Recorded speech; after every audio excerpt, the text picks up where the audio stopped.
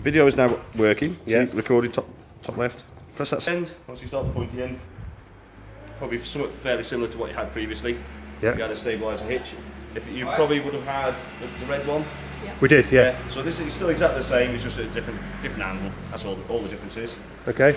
With it, if you're aware of, the toe ball needs to be clean, dry, grease free. Okay, because it works on friction. Yeah. To stabilise the caravan. Yeah. Obviously, it won't stop everything. If you load it incorrectly, it won't stop everything, which could become unstable. So you need to load it correctly, obviously, as well. Ben, can you do the filming, buddy, so I can listen to the man? Put that through your hand. I say that's one of the disadvantages of. Now, obviously, that's running. If you've only got 15 minutes, and that's to pause if you need to, if the man sort of stops for anything else. Okay, so just point it at the man so we can make sure he's in. Yeah, what we're talking about. And if you want to save him squinting, you come round that way. There you go. Here. Right. Okay. Okay. So when you say free of grease, that's off the ball itself. Yeah, the ball itself. As opposed to here. Yeah, definitely don't put any grease in there. No. On toe ball, it needs to be grease free because what you got is little pads in there that work friction. Yeah. Okay. Well, so that's the handle there which clamps onto your toe ball. Yeah. So that'll click down once you're connected. Breakaway cable. Yeah. That will just click down naturally, doesn't it? And when you take it off, yeah, you just hold it up, hold it up stays and just wind it up. That's fine. It's the same as the other one, then. Yeah. Yeah, it should be exactly the same. Yeah. All the Alco chassis are the same anyway. Obviously, it's apart from a slightly different handle. Handbrake. Slightly different. Yeah. Yeah. Handbrake. Are you happy with what the breakaway cable does? Yes. Yeah. So obviously pulls the handbrake on. Ends up here somewhere. Yeah. If obviously it comes apart from the car. Jockey wheel clamp. Electrics for your 13. Yeah. So you got your 13 pin. You got that on your car. Yeah, we have a brand new one. Yeah. ATC. Okay. Yeah. No. Yeah. Does that fed through the electrics, or is that just? Yeah. That comes through your vehicle electrics. So as soon as you connect your electrics to your car, that will self-test. Yeah. Okay. What you'll get there is a green light. Yeah. Solid green light. That means it's done its complete test. You'll also hear it manually testing. So it'll be testing the brakes going on and off. What it does, obviously it detects if the caravan's starting to get out of shape when you're travelling. All it does is just apply the brakes to the caravan. So all it does is slow the caravan down. Yeah. So you imagine the car and the caravan are slightly at that angle. Yeah. All it does is slow the caravan down and the car pulls it straight. Yeah. So it's not ABS or anything like that. People think it's more complicated than that. But so all it is both brakes are at the same time. Yeah, obviously. all it does, both brakes at the same time, just slows the caravan down and the car pulls it straight. Okay. So solid green light, that means it's done its completely its test, ready to go. Flashing green light.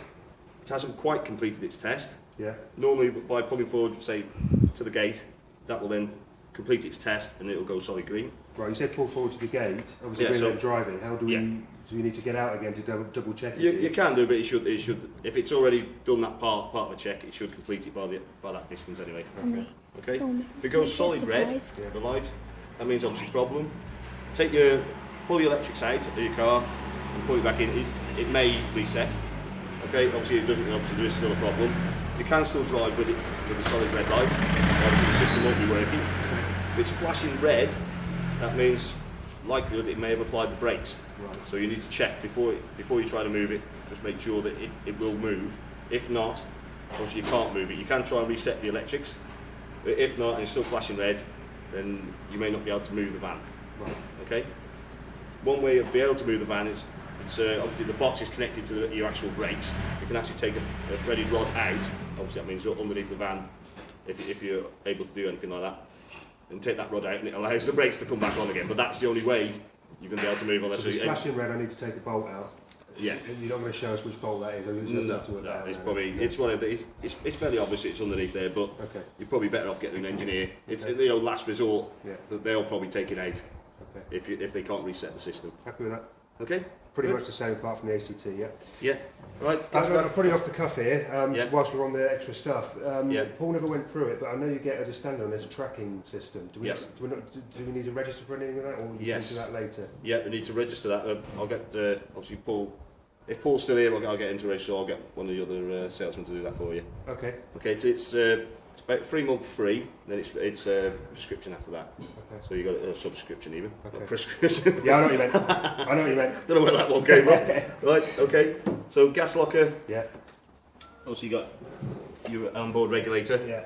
This is my gas, obviously, or the company's gas even, connected to the van just to show you everything up and running. Yeah, you will need a gas lead. A gas lead or a gas pipe with a pigtail, depending on obviously what gas you're using. I left the old one on the old van. I thought that came with it. No, they don't come with it. How old do you reckon your last one is? Was it new when you bought it, or when you had it? Probably not. So it may be out of date. They got about a 5-year life, unless it's a braided one. No, we'll get a new one. That's it. Okay. I'm guessing your shop. You will get a discount anyway today. Okay. Just be there. Track there? Yeah. Okay, just do that. Oh, yes, please, yeah. Sorry, I've got that track here. Josh will register your track. There's bench in there. I didn't know the small ones. Yeah. Gas. Okay. Which gas are you using? Propane, orange. Yeah, so it would be similar to that one. If you tell them in the shop that's the one you use, then I've also got a. I do have a connector. That's got a pipe on it. It's got the little meter on it, so the pressure of the bottle. Right. Oh, actually on the cylinder. Yeah. So you've got the lightweight one. You've got like a grey. No, it's an orange. It's an extra adapter. It's Oh, right. It tells you the pressure of the bottle. Yeah. Whether there's leaks. Right. So if it fitted to your last one, that should fit to this one. Okay. Okay. Right, we'll go around the side now. I've already paid it. The last one you probably had Paused it for when? you have a separate boiler and fire. Yeah. Yeah. On that one, you probably had the cover to take off if you're using the boiler on gas. Yes. This one hasn't got a separate cover. That's just how it is. All right. Okay, so that's the vent. Yeah. So you don't need to take a cover off if you're going to use the gas on your heating system. Water in, probably something similar to what you had on the previous one. Pull the trigger. Yeah. That obviously allows it out. Yeah. The pump is on board, so this is just a pipe just to get the water in. Just be careful, because you can see what will happen there. Yeah. It does tend to curl up. If you're not careful, you could be just drawing air at the top of the aqua roll. Okay. So just make sure it is straight when you put it in. Some people do put weights on the end, or some put attach it like a plastic stick or something to keep it straight to stop it from curling back up. Oh, right. Okay. Okay. Got your battery fitted? Yeah, that's from the old van. Yeah. Yeah. Yeah. Obviously got our electric connected as well. I assume it's your motor mover as well if you last van. It is, yeah. Yeah. So obviously the key point is there for it. Okay. And you put the key in there. Yeah, the key's in there at the moment. I'll show you up and running afterwards if you want. Okay. Okay. I'll talk about the motor mover later on. That's the fridge vents, isn't it? Yeah, that's fridge vents. Yeah. Okay. We've got the winterized things, but they're different. They seem to be different shapes. Yeah. You probably had a Thetford on your last one. This is obviously Dometic. Oh, okay. So different make. So the vents are no use. Possibly, more than likely. Obviously, outlets for your wastewater. Yeah. So from your sinks and for your shower, all collecting that position Yeah, there. happy with that. Toilet set. So you got your reservoir on the top. Yeah. So a pink chemical in there with small amount of pink chemical topped up with water. Yeah. The only time you know it's full is when you can see it through there. Yeah. When you're flushing it, you know it's empty because there's nothing coming out. Yep. Don't travel with it full, just in case it overflows when you're travelling. Yep. So obviously make sure it's got a level inside. It's yeah. got a little indicator for the. That's for your waste tank. That's just for the cassette. Yeah. Nothing for that. Yeah. Okay. Nothing. Yeah. Absolutely nothing for the flush tank. Okay, to get it out, just lift the orange lever, pull it out. If it's not coming out freely, likelihood is you've left the wastegate open on the toilet. So you might have to make sure that is closed before you can pull that out. Okay. Okay.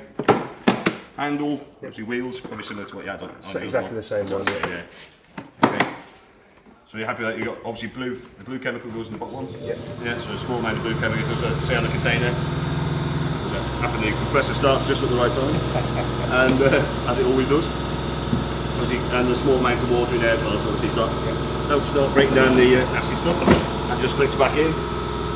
Just on a plastic ledge here, you've got a drain for your flush tank. Right. Always make sure it's clear, you drain that for winter, just a plastic thing there. Obviously if you're going to use it, obviously you're going to use it. If you've got a certain amount in your flush tank, you can drain it into your waste container or in another container when you reuse it. But just drain the last little bit off using that there.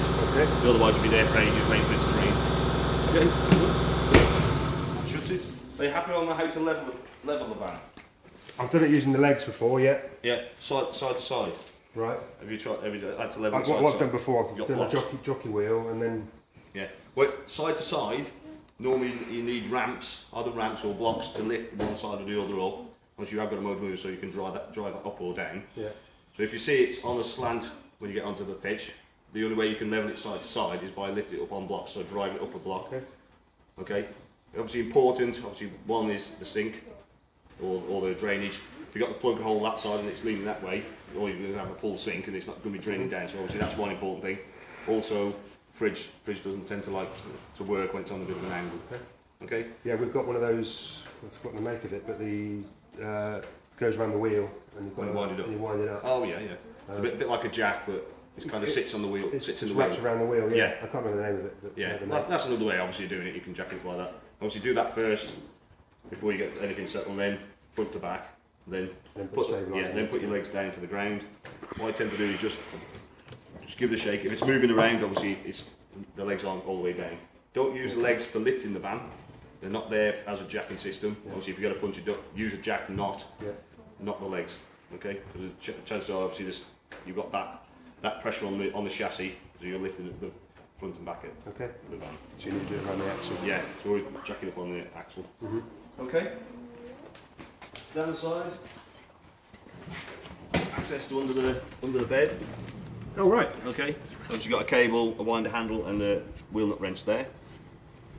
If you see there's also drop vents. Yeah. Obviously for the gas. So if you have a gas leak inside the van, gas is heavier than air and it will drop out for the bottom of the van. If you block them vents up, obviously it can't drop out. Okay. So always make sure they keep them clear.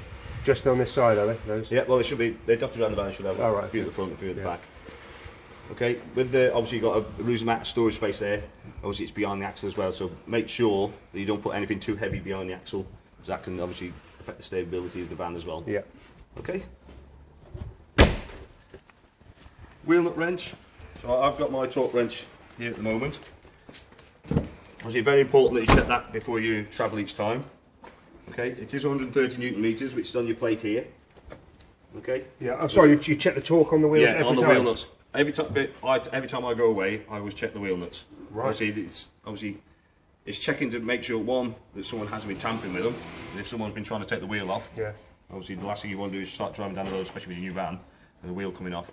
Especially after, if you've changed the wheel for any reason, say if you had a puncture, but the recommended thing is to, obviously you tighten it when you put it back on, but like 30 miles up the road, just check it again, just to make sure they are tight. Okay, so I will check that before you leave. Thank you. Yeah, I've got a torque wrench. So the torque settings on here. It's also in your handbook as well. Just show your steel as well. Obviously you've got alloy, so it's 130 Newton meters. Okay. Okay. It also gives you tyre pressure. Again, very important you make sure your tyre pressures are correct before you travel. Yeah. And obviously you got your tyre size and your weights as well. Okay. There's no tyre-on bands on it as standard, are there? No, not as standard unless you request. No, I didn't request them. Okay. No. They are quite good to have them actually. I had them on the old van. Yeah. Obviously I never had to actually use them, but they're there just in case. It's like insurance, you don't want to use it. Yeah. But it's there, obviously it's a bit of expense, but it's safety, obviously especially with a single axle, when you're travelling down the road, the last thing you want to do is wheels coming off or tyres coming off. I'll add it on for the minute on first service. Yeah. Okay, 240 outlet, so obviously you can plug anything into the awning. Okay. Also got gas barbecue outlet as well. Okay. Okay, make sure you don't use the gas barbecue in the awning. Obviously, make sure it's outside, even though where the position is, obviously it's inside the awning when you start off. But make sure it's outside because obviously the risk of carbon monoxide. Okay, inside here, obviously you've got a bit of storage space. Obviously another one of them vents. Yeah. You've got the that is your alarm box. Okay. The alarm will run off. I didn't know we had an alarm. Yeah, well we've got an alarm. It will run off your leisure battery. Right. If your leisure battery is either dead or it's been disconnected, that's also got its own battery as well. So that will run at least minimum 2 or 3 months on its own. As soon as you plug 240 in it, it will recharge it again. Okay. And then you need to change that how often? Well, the battery on that? Yeah, as in if you're getting it serviced because you want to make sure things... Yeah, I don't know to be quite honest. Don't know? No. Okay. I think they tend to last quite a long time then. Because the last thing was sat in the middle of a campsite with a blooming caravan alarm. I didn't even know we had one. But how do you set the alarm on? I'm going to show you that now. I'll pause that now, Don. I'll start a new video. Pause that, yeah. Okay. Alright. So it's light. So you've got torch. Yeah. You just press. One beep on. Sometimes with the first, just connect it to the first time, it just takes it just a picking up. But obviously once it's one beep on, 2 beeps off. Yeah. The pressure's going to fire up again there. The awning light. Also got awning light, so you can remotely switch that on and off from the outside as well. Okay. Which is the third button down, and you also got a program button as well. The alarm runs off either your PIR sensor, so any movement inside, or it's also got a tilt sensor. So if someone's winding it up to get it onto their car, that will set it off as well, obviously as long as it's set. The awning light, you have got a manual button. I'll just reset off. Manual button there. Yeah. Okay. If you switch it on manually, you can't